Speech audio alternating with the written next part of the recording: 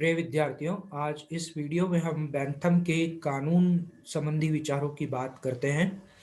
अ, Bentham कानूनों को आदेशों और प्रतिबंधों के रूप में देखता है। उसके अनुसार कानून एक आदेश है, राज्य के द्वारा दिए गए आदेश है। वह प्रजा के ऊपर कुछ नहीं करने के लिए लगाए गए प्रतिबंध हैं और वे स्वतंत्रता के शत्रु हैं, यानी क्योंकि वे प्रतिबंध हैं, क्योंकि वे अ, लोगों को कुछ न करने से कुछ करने से रोकते हैं, इसलिए वे स्वतंत्रता के शत्रु हैं।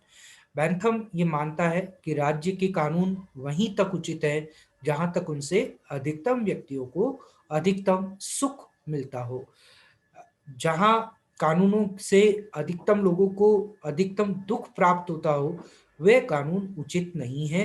यानी राज्य के कानूनों के का जो औचित्य है, वो इस बात पर निर्भर करता है कि उन कानूनों के माध्यम से राज्य की ज्यादा से ज्यादा जनता को लाभ पहुंचे या सुख प्राप्त हो। बैंथम ने कानूनों को खुशी का जरिया बनाने का प्रयास किया। उसके अनुसार कानून दो प्रकार के हैं, देवीय कानून और दूसरा मानवीय कानून। बैंथम जो है वह मानवीय कानूनों के समर्थक हैं। उसके मत में व्यक्ति स्वाभाविक रूप से कानूनों का पालन इसलिए करता है क्योंकि उसकी आज्ञा से होने वाले अहित की तुलना में आज्ञा पालन अधिक उपयोगी है। इस बात को समझे कि बैंथम कह रहा है कि तो कानून दो प्रकार के हो सकते हैं, देवीय जिसे हम प्राकृतिक कानून भी कह सकते हैं, दूसरे मानवीय कानून। तो वह देवीय कानून यानी कोई पारलौकिक सत्ता, चाहे आप उसे ईश्वर कहें या कोई अन्य सत्ता कहें, किसी पारलौकिक सत्ता के द्वारा बनाए गए कानूनों में विश्वास बैंथम नहीं रखता है, बल्कि वह मनुष्य और उसकी तर्क बुद्धि के द्वारा जो निर्मित मानवीय कानून हैं, उनका वह समर्थन करता है। वह ये कहता है कि व्यक्ति इसलिए कानूनों का पालन करता है क्योंकि अगर वह कानूनों का पालन नहीं करे या उनकी अवज्ञा करे, तो उससे जो नुकसान होगा, उससे ज्यादा लाभ उसके कानूनों को मान लेने में है, इसलिए वह कानूनों को स्वीकार कर लेता है। कानून बैंथम के अनुसार कानून संप्रभु की इच्छा या आदेशात्मक अभिव्यक्ति है, जिसका राजनीतिक समाज के सदस्य स्वाभाविक रूप से पालन करते हैं। कानून के शासन या उत्तम शासन के चार उद्देश्य होते हैं। कानून के शासन के जरिए एक तो सभी व्यक्तियों को आजीविका आ, का अवसर प्रदान किया जाता है। दूसरा, कानून के जरिए समाज में एक न्यूनतम स्तर पर समानता स्थापित करने का प्रयास किया जाता है, इक्वलिटी कायम करने का प्रयास किया जाता है। तीसरा, कानून का उद्देश्य लोगों को सुरक्षा प्रदान करना है। और चौथा, कानून के जरिए इस तरह से वितरण का प्रबंध करना है कि सब व्यक्तियों को पर्याप्त मात्रा में संसाधन उपलब्ध हों। ये चार उद्देश्य कानून के शासन के होते हैं, विधि के शासन के होते हैं। एक बार पुनः आप देखें, कानून के शासन के जरिए या कानूनों के जरिए चार उद्देश्यों को प्राप्त किया जाता है। समाज के सभी लोगों को आजीविका प्राप्त हो, रोजगार प्राप्त हो। दूसरा, न्यूनतम स्तर पर समानता की स्थापना की जा सके, समाज में लोगों को सुरक्षा दी जा सके। और चौथा, कि जो संसाधन है वह पर्याप्त मात्रा में सब लोगों तक पहुंच सके। अ, वह ये कहता है कि यदि कोई भी राज्य ये चार चीजें लोगों को उपलब्ध करा देता है, आजीविका, समानता, सुरक्षा और पर्याप्तता, तो ही वह राज्य उपयोगी है, अन्यथा वह राज्य उपयोगी नहीं है।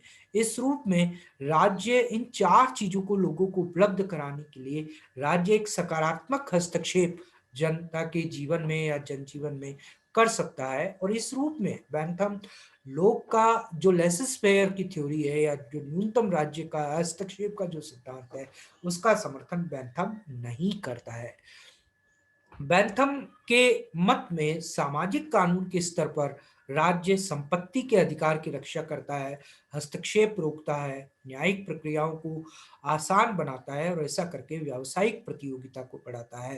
यानी बेंथम के अनुसार कानून से क्या करता है, वह राज्य जो व्यक्ति का संपत्ति का अधिकार है उसकी रक्षा करता है, उसमें दूसरों के हस्तक्षेप को रोकता है, न्यायिक प्रक्रियाओं को आसान बनाता है, जिससे व्यावसायिक प्रतियोगिता, स्वस्थ व्यावसायिक प्रतियोगिता निर्मित हो सके। आपराधिक कानून के स्तर पर राज्य व्यक्ति की अपराध से रक्षा करता है और संवैधानिक कानून के स्तर पर वह सत्ता के दुरुपयोग के विरुद्ध गारंटी देता है।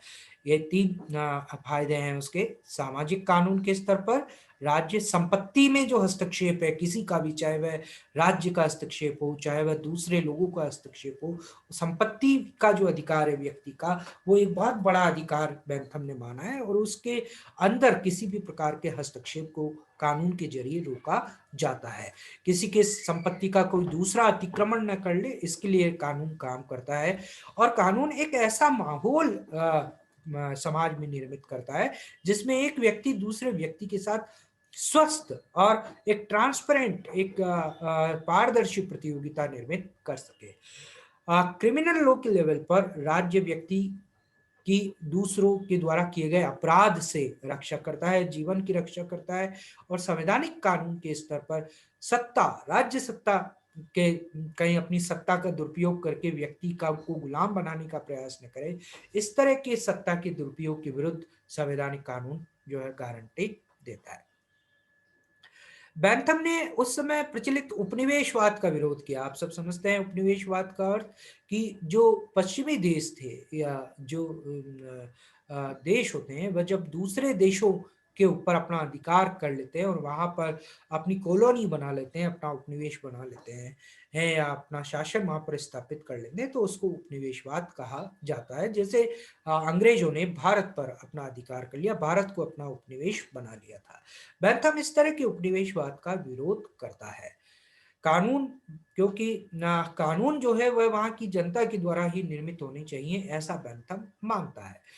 कानून बनाने का दायित्व जो है वो विधायकों का है, जनप्रतिनिधियों का है।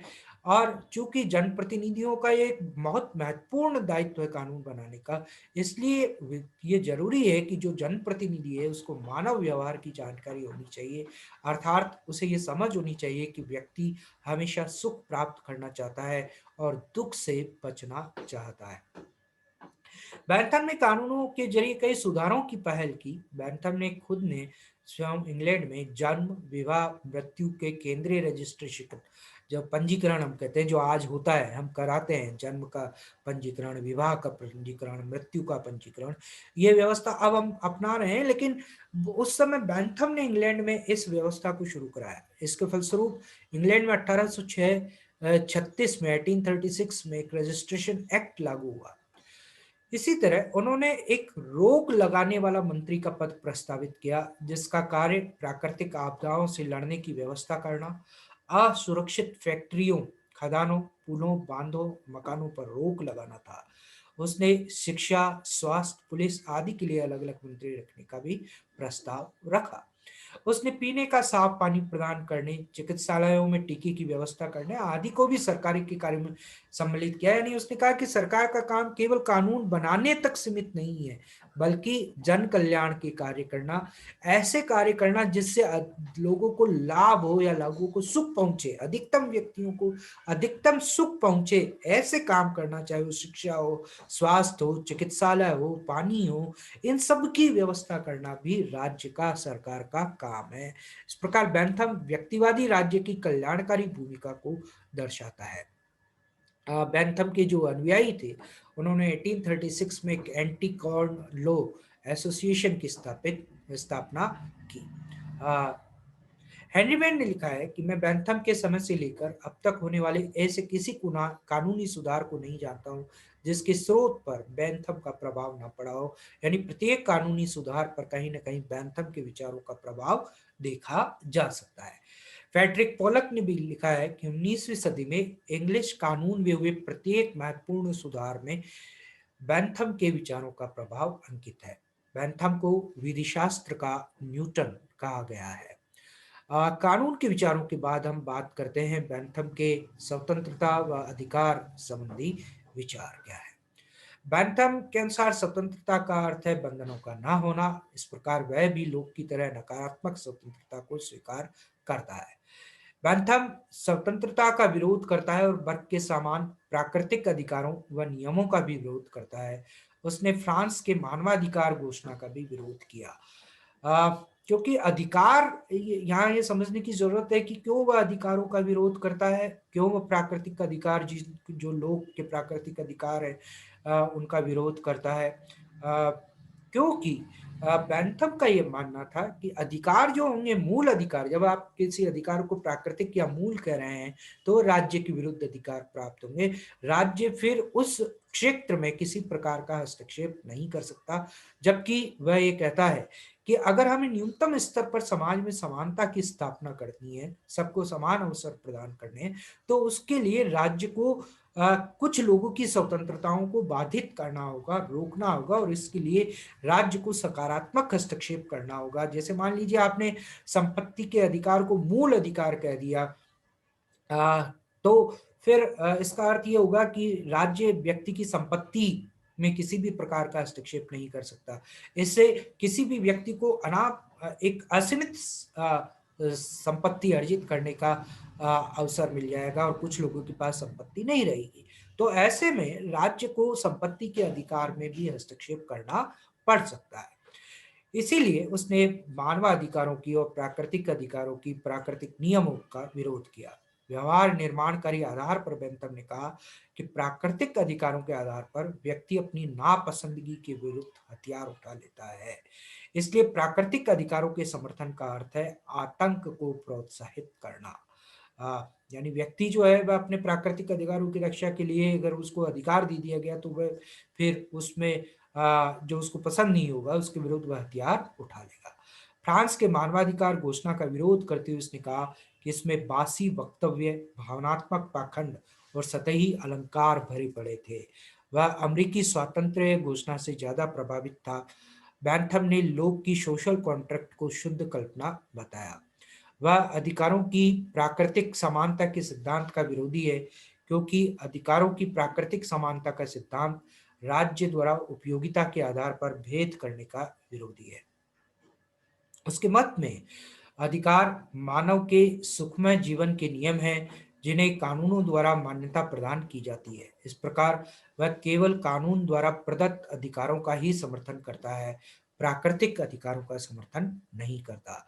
उसके मत में अधिकारों की रक्षा वर्तमान कानूनों द्वारा की जानी चाहिए। इस प्रकार कानून व अधिकार आपस में संबंधित है। बिना कानून बनाने वाले के अधिकार व कर्तव्यों का कोई अर्थ नहीं है। यानी वह प्राकृतिक अधिकार दिए जाने के समर्थन में नहीं है, जैसा मैंने आपको बताया। वह प्राकृतिक समानता के सिद्धांत में भी विश्वास नहीं करता।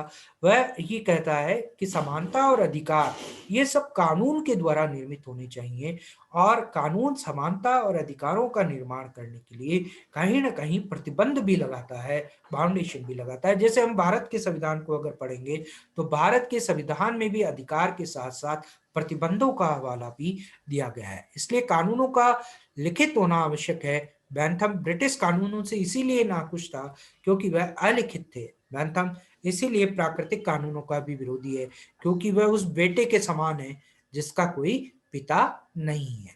उसके मत में यदि किसी प्रकार की स्वतंत्रता से या अधिकारों से अधिकतम व्यक्तियों का अधिकतम हित प्रभावित होता है, तो ऐसी स्वतंत्रता नहीं दी जा सकती। स्वतंत्रता कोई एब्स्ट्रैक्ट चीज नहीं है, कोई परम वस्तु नहीं है कि उसे उपयोगिता की कसौटी पर नहीं है। उसे उपयोगिता की कसौटी पर हमेशा कसा जाना चाहिए। यानी स्वतंत्रता वहीं तक दी जा सकती है जहां तक उससे अधिकतम व्यक्तियों का अधिकतम हित प्रभावित नहीं होता हो। और इसको कसने का एकमात्र जो अ, कसौटी है वो सुख है। संप्रभुता असीमित है, पर वह भी उपयोगितावाद से सीमित है। कुल मिलाकर बैंथम का मत ये था कि कोई भी अधिकार व स्वतंत्रता निरपेक्ष व असीमित नहीं हो सकती, उस पर प्रतिबंध जरूरी है। इसलिए आजादी पर, संपत्ति पर, जनतंत्र पर, ये सब चीजें सशर्त होती है। ये प्रतिबंध कानून का होता है। बैंथम निम्नलिखित स्वतंत्रताओं के समर्थक थे: प्रेस की स्वतंत्रता, संगठन बनाने की स्वतंत्रता, व्यापार की स्वतंत्रता, एक देश से दूसरे देश में जाने की स्वतंत्रता, कानून का शासन की स्वतंत्रता, निरंकुश शासन से स्वतंत्रता। Thank you very much.